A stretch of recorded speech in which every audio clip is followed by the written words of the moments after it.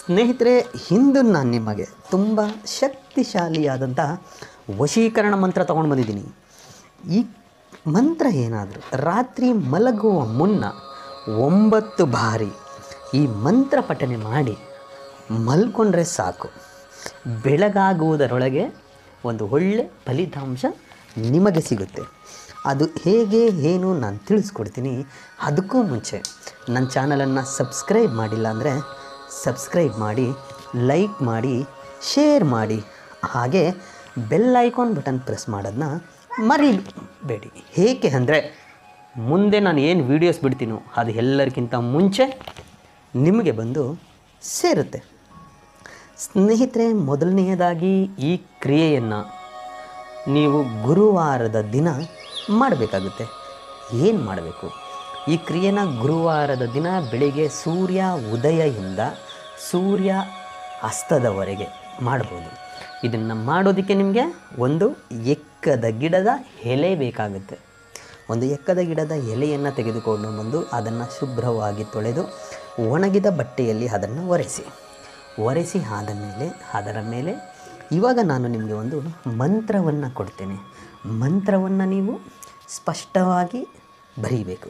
ಬರೆಯುವ ಸಮಯದಲ್ಲಿ ಅಮ್ಮುಕಿ ಅನ್ನುವ ಜಾಗದಲ್ಲಿ ನಿಮಗೆ ಯಾರು ಬೇಕಾಗಿದ್ದಾರೋ, ನೀವು ಯಾರ ಪ್ರೀತಿಗೋಸ್ಕರ ಈ ಕ್ರಿಯೆಯನ್ನು ಮಾಡ್ತಾಯಿದ್ದೀರೋ, ಯಾರು ಒಂದು ಸಾರಿ ನನ್ನ ಜೊತೆ ಮಾತನಾಡಿದರೆ ಸಾಕು, ನನಗೆ ಅವರು ಇಂಪಾರ್ಟೆನ್ಸ್ ಕೊಟ್ಟರೆ ಸಾಕು ಅಂತ ಚಡಪಡಿಸ್ತಾ ಇದ್ದೀರೋ ಅಂತಹವರ ಹೆಸರನ್ನು ಅಮ್ಮುಕಿ ಅನ್ನುವ ಜಾಗದಲ್ಲಿ ಸೇರಿಸಿಕೊಂಡು ಆ ಎಕ್ಕದ ಗಿಡದ ಎಲೆಯ ಮೇಲೆ ಬರೆಯಬೇಕಾಗತ್ತೆ.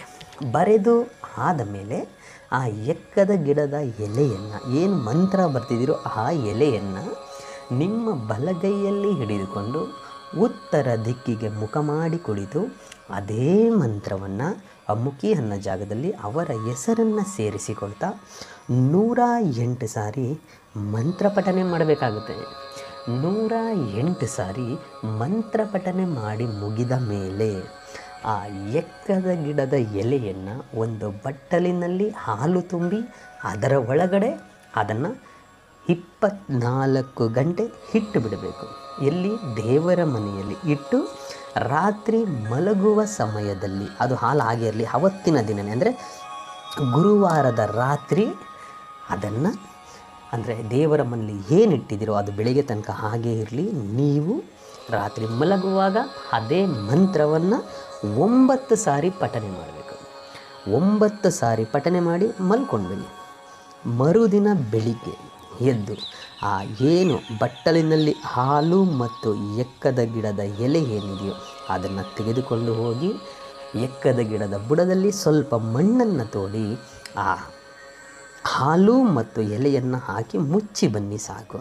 ಇಷ್ಟು ನೀವು ಮಾಡಿದ್ದೇ ಆದಲ್ಲಿ ಮರುದಿನ ನಿಮಗೆ ಒಂದು ಒಳ್ಳೆಯ ಫಲಿತಾಂಶ, ಅವರ ಕಡೆಯಿಂದ ಒಂದು ರೆಸ್ಪಾನ್ಸ್, ಅದು ಫೋನ್ ಆಗ್ಬೋದು, ಮೆಸೇಜ್ ಆಗ್ಬೋದು, ಏನಾದರೂ ಸರಿ ಖಂಡಿತ ನಿಮಗೆ ಬರುತ್ತೆ. ಎಷ್ಟೇ ವರ್ಷದಿಂದ ನಿಮ್ಮ ಹತ್ರ ಮಾತನಾಡ್ತಾ ಇಲ್ಲ ಅಂದರು, ನಿಮ್ಮನ್ನ ಶತ್ರು ಥರ ದ್ವೇಷ ಸಾಧಿಸ್ತಾ ಇದ್ದರು, ಎಷ್ಟೇ ಹಠಮಾರಿ ಇದ್ದರೂ ಕೂಡ ನಿಮಗೆ ಅವರು ಅವರಾಗಿ ಅವರೇ ಫೋನ್ ಅಥವಾ ಮೆಸೇಜ್ ಮಾಡ್ತಾರೆ. ಅದಕ್ಕೆ ಮಂತ್ರ ಹೀಗಿದೆ: ಓಂ ಕ್ಲೀಂ ರೀಂ ಜನಂ ಹಮ್ಮುಕಿ ಮಂ ವಶಂ ಫಟ್ ಸ್ವಾಹ. ಮಂತ್ರ ಇನ್ನೊಮ್ಮೆ ಹೇಳ್ತೀನಿ ನೋಡಿ ಸ್ನೇಹಿತರೆ. ಓಂ ಕ್ಲೀಂ ರೀಂ ಜಂ ಹಮ್ಮುಕಿ ಮಂ ವಶಂ ಫಟ್ ಸ್ವಾಹ. ಹಮ್ಮುಕಿ ಅನ್ನೋ ಜಾಗದಲ್ಲಿ ಅವರ ಹೆಸರನ್ನು ಬರೆಯೋದನ್ನು ಮರೆಯಬೇಡಿ.